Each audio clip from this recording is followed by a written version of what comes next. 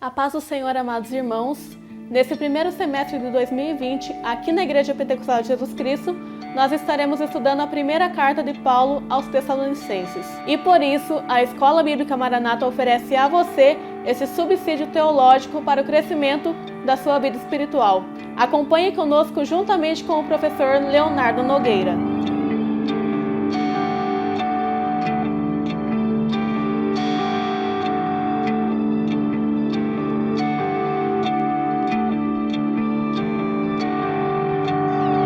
Hoje estudaremos a sexta aula, cujo título é O Zelo e Cuidado de Paulo. Eu convido você para lermos juntos o nosso texto base, que está na primeira carta de Paulo aos Tessalonicenses, capítulo 3, versículos 1 ao 13, que dizem: Por isso, não podendo esperar mais, achamos por bem ficar sozinhos em Atenas, e enviamos Timóteo, nosso irmão e ministro de Deus, e nosso cooperador no Evangelho de Cristo, para vos confortar e vos exortar acerca da vossa fé, para que ninguém se comova por essas tribulações, porque vós mesmos sabeis que para isto fomos ordenados. Pois estando ainda convosco, vos predizíamos que havíamos de ser afligidos, como sucedeu, e vós o sabeis. Portanto, não podendo eu também esperar mais, mandei-o saber da vossa fé, temendo que o tentador vos tentasse e o nosso trabalho viesse a ser inútil.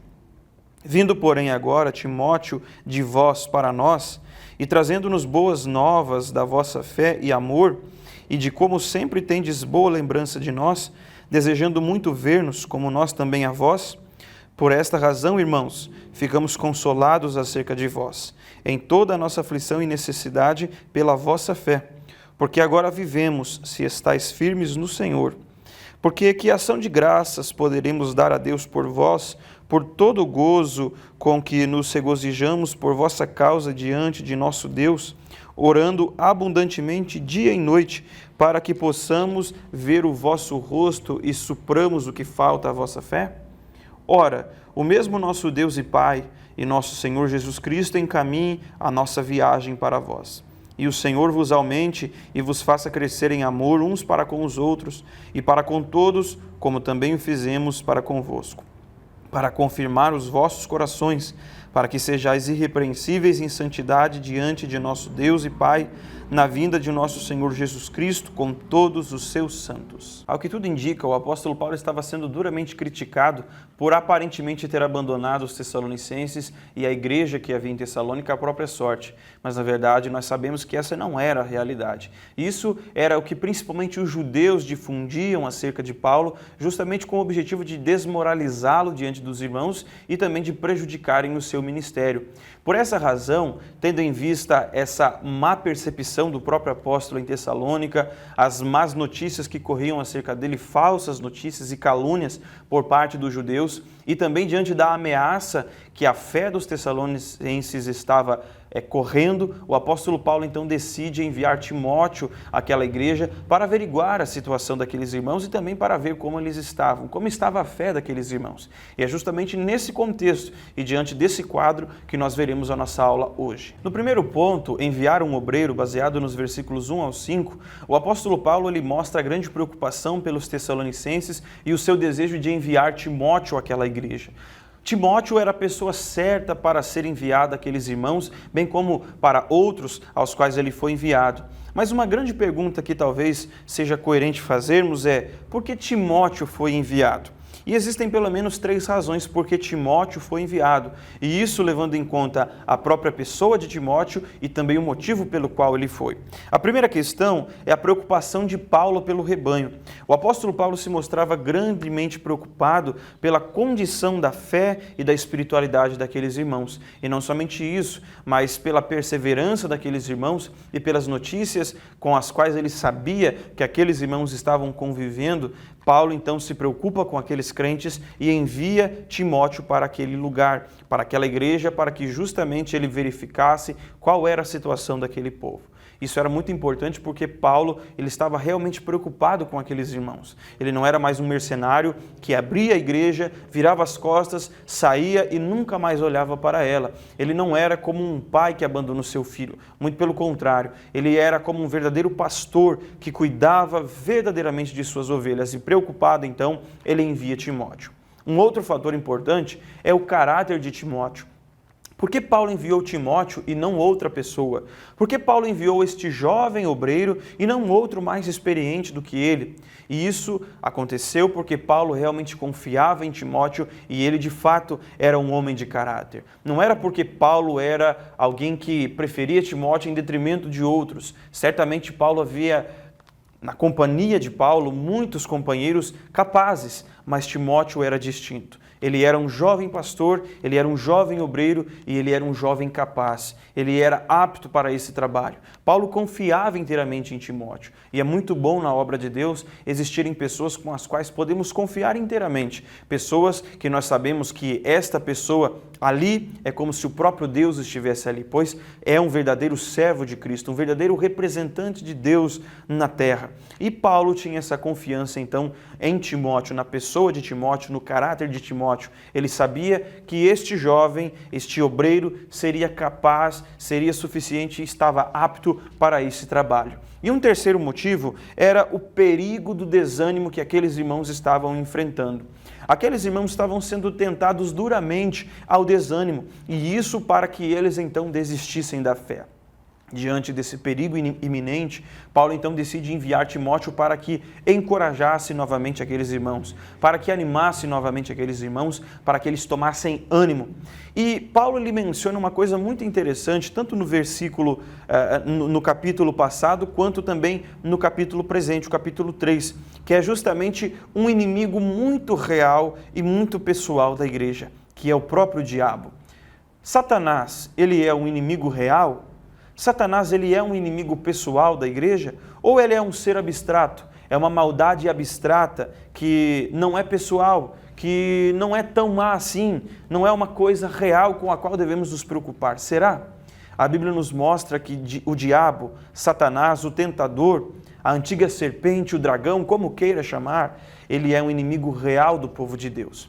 Nós não podemos ignorar os seus ardis. Nós não podemos, é claro, supervalorizar o diabo. Ele não pode ter lugar em nossas reuniões. Ele não pode ter lugar para falar em nosso meio. Ele não pode dar opiniões no culto. Mas nós não podemos ignorar os seus ardis. Nós não podemos ignorar a realidade. Nós não podemos subestimar o nosso inimigo.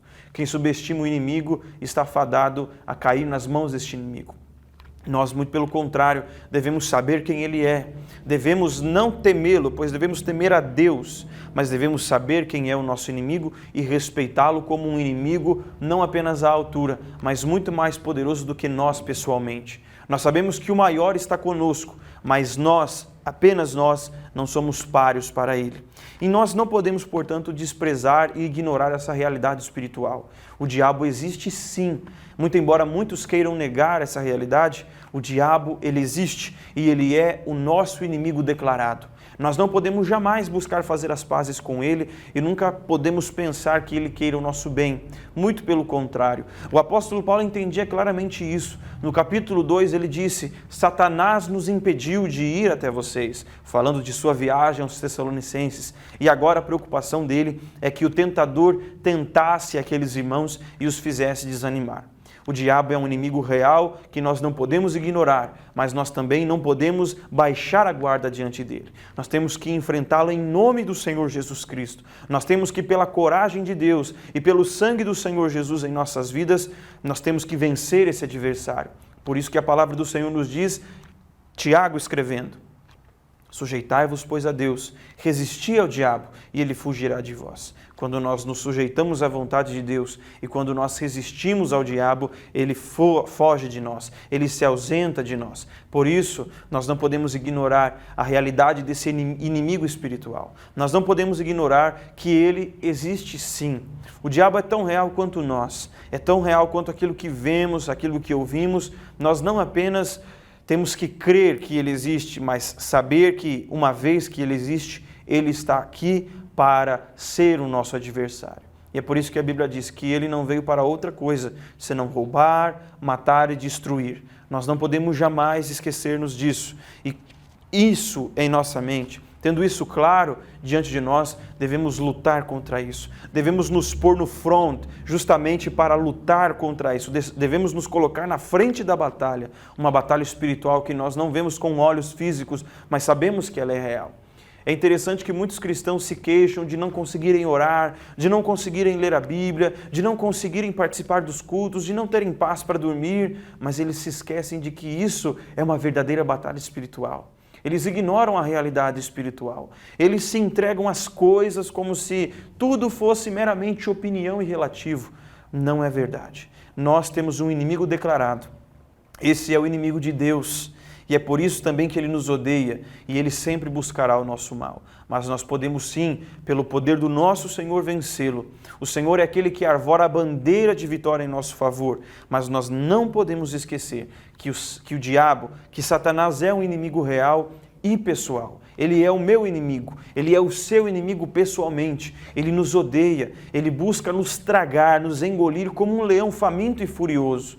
Mas nós devemos buscar sempre de Deus o poder para vencê-lo. Devemos buscar sempre de Deus o poder para resisti-lo. E somente assim ele fugirá de nós. É por isso que Paulo, então, preocupado com aqueles irmãos e com essa realidade, decide enviar Timóteo, para que Timóteo averiguasse a situação, para que Timóteo, que era uma pessoa de muita confiança de Paulo, verificasse qual era a condição daquela igreja. E assim pudesse advertir e encorajar aqueles irmãos, para que eles não cedessem às tentações de Satanás contra as suas vidas. No ponto 2, baseados nos versículos 6 ao 8, nós temos a missão de Timóteo. Quando Paulo enviou Timóteo àquela igreja, devemos pensar qual era a missão exata de Timóteo, o que de fato ele foi fazer em Tessalônica. Bem, quando nós olhamos para a Escritura e também para a nossa lição, nós podemos ver algumas coisas muito importantes que Timóteo foi fazer ali. Ele não foi passear em Tessalônica, ele não foi tirar férias naquela cidade tão bonita, né? Não, Timóteo ele não foi fazer isso. Ele foi para um propósito espiritual, ele foi para um propósito pastoral. E quando nós olhamos para a palavra de Deus, vemos que ele veio trazendo para Paulo boas notícias acerca daqueles irmãos. Essas notícias eram, na verdade, notícias da firmeza e do amor dos tessalonicenses pela palavra de Deus e também pelo apóstolo Paulo e seus companheiros. A boa notícia era que aqueles irmãos estavam firmes no Senhor. É claro que haviam preocupações, é claro que haviam problemas, é claro que havia muitas coisas que precisavam ser corrigidas, mas Timóteo veio trazendo, apesar disso, muitas boas notícias acerca daqueles irmãos. E isso era um encorajamento muito grande, porque Paulo, diante das suas tribulações, das suas dificuldades, tomava ânimo em saber que aqueles irmãos estavam firmes no Senhor. Ele tomava ânimo em saber que aqueles irmãos estavam prosseguindo em sua jornada cristã e estavam resistindo firmes na presença de Deus. E é por isso que Paulo vai escrever nesse texto uma expressão muito interessante e muito gloriosa, se pararmos para pensar na grandeza do ministério cristão. Ele vai dizer: agora vivemos se estáis firmes no Senhor. Observe o que Paulo está dizendo. Ele está dizendo o seguinte: se vocês estão firmes em Deus, nós temos vida. Ou, em outras palavras, seria como ele dissesse: agora, ao saber que vocês estão firmes, eu sou reanimado, eu sou reavivado, eu tomo ânimo, eu tenho vida novamente, por saber que vocês estão firmes no Senhor. Você deve imaginar que Paulo, que dedicava a sua vida para pregar o Evangelho, ele dedicava a sua vida para anunciar a mensagem de Cristo às pessoas, quando ele ficava sabendo que aqueles irmãos estavam firmados na presença de Deus, que eles estavam firmes diante do Senhor, isso para ele era como um remédio revigorante, era para ele como um tônico espiritual. Aquela famosa injeção de ânimo que nós tanto falamos, era para Paulo ver os seus irmãos em Cristo, aqueles a quem ele havia ganhado para o Senhor, firmes na presença de Deus. Isso, sem dúvida, é um remédio para curar o desânimo de qualquer pessoa. Paulo, diante das tribulações, diante das dificuldades que ele enfrentava, a sua alegria, o seu bálsamo restaurador, era saber que aqueles irmãos estavam firmes em Deus. E Timóteo era o mensageiro dessa boa notícia. Não é muito bom nós termos pessoas ao nosso lado que nos trazem boas notícias, pessoas que nos trazem coisas boas, que nos dizem coisas boas, não pessoas que nos bajulam, não é isso, mas pessoas que nos trazem boas notícias e notícias espirituais, notícias boas acerca da obra de Deus. Paulo ele não tinha ao seu lado um homem pessimista, um homem que quando ele enviasse talvez diria: Paulo, é melhor deixarmos para lá essa igreja, ali o negócio não vai dar certo. Não, Timóteo não era essa pessoa. Muito pelo contrário, Timóteo era alguém que trazia boas notícias. E não que Timóteo escondesse os perigos e os problemas da igreja, mas ele fazia questão de enfatizar que aquela igreja estava firme no Senhor, como de fato estava. Isso para Paulo era um remédio, isso para Paulo era vida. E é por isso que ele disse, mais uma vez eu repito, agora vivemos se estáis firmes. Agora temos vida se vocês estão firmes diante do Senhor.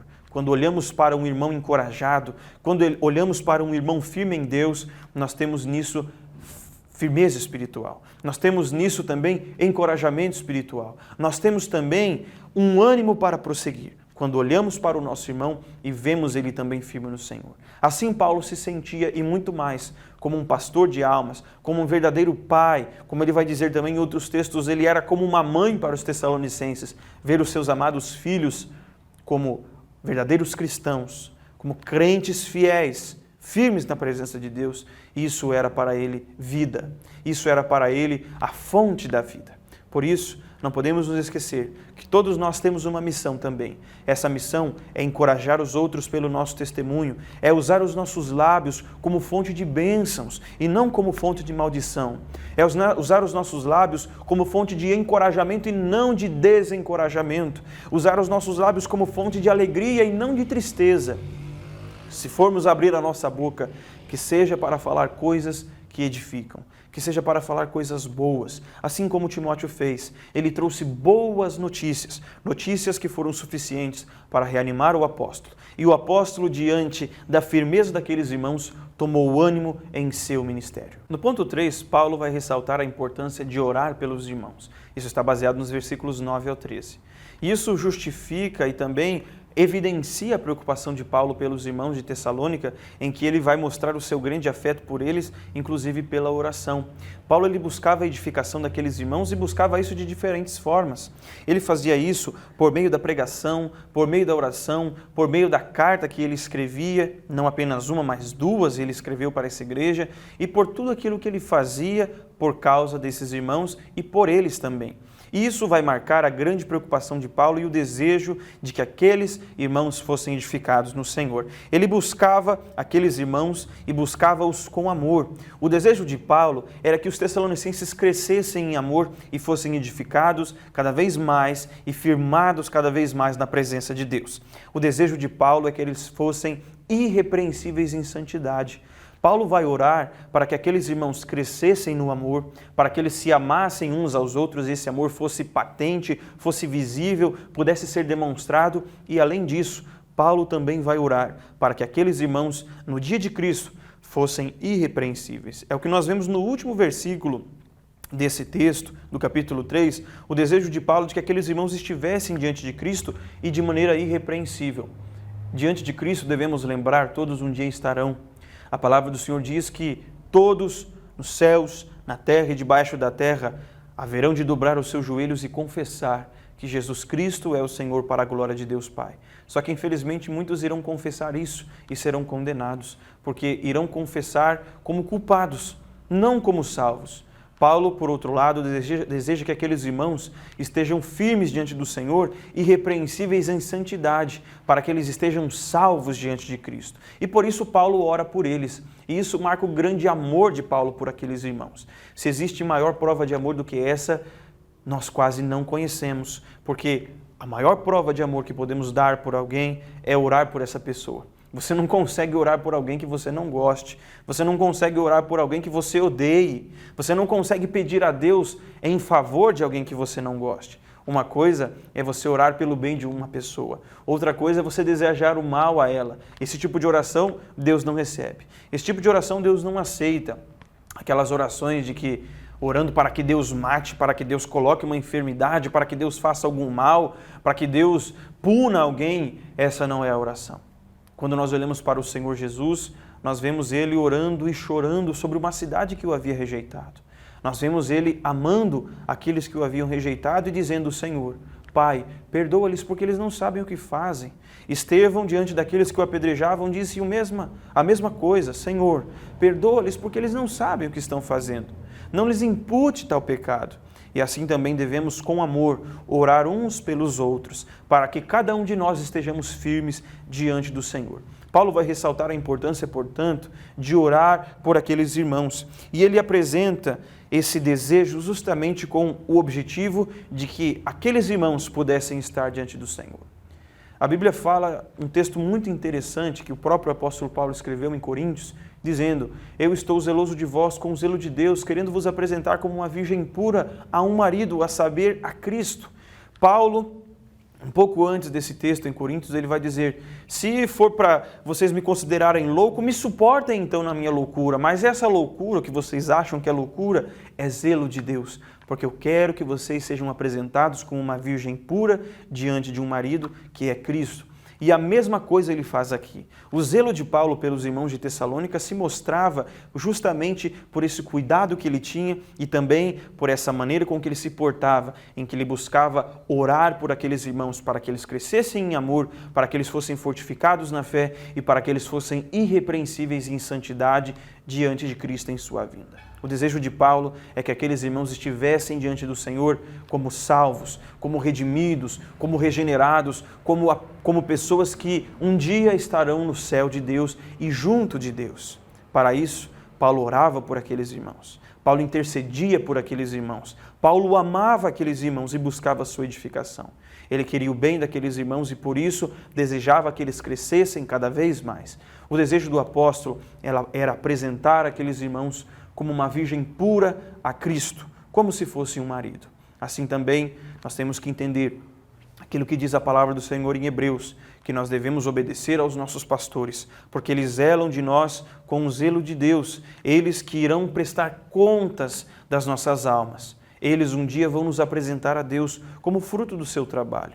Eles um dia irão nos apresentar ao Senhor como resultado de sua obra. E assim também nós devemos nos preocupar uns com os outros. O cristianismo não é uma religião que prega que cada um deve viver a sua própria vida e para se cumprir aquele famoso ditado: cada um por si e Deus por todos. Isso não funciona na vida cristã. Isso não é real para o cristianismo. Antes, o cristianismo é aquele que prega o amor fraternal, é aquele que ensina que devemos nos amar uns aos outros e nos preocupar uns com os outros e buscar a edificação uns dos outros. E a melhor maneira de fazermos isso é orando uns pelos outros, intercedendo uns pelos outros. Deus abençoe por nos ter acompanhado em mais essa aula e queremos convidar você para a nossa aula aqui na sede, Rua General Djalma da Rocha Lima, número 70, ao lado do terminal de ônibus do Boqueirão. Todos os domingos, a partir das 8h30 da manhã, você é convidado para vir estudar conosco. E também queremos aproveitar e convidar você para o nosso próximo vídeo. Aproveite também, se inscreva, deixe o seu like, comente, compartilhe, assine o sininho das notificações e aguardamos você para o nosso próximo vídeo.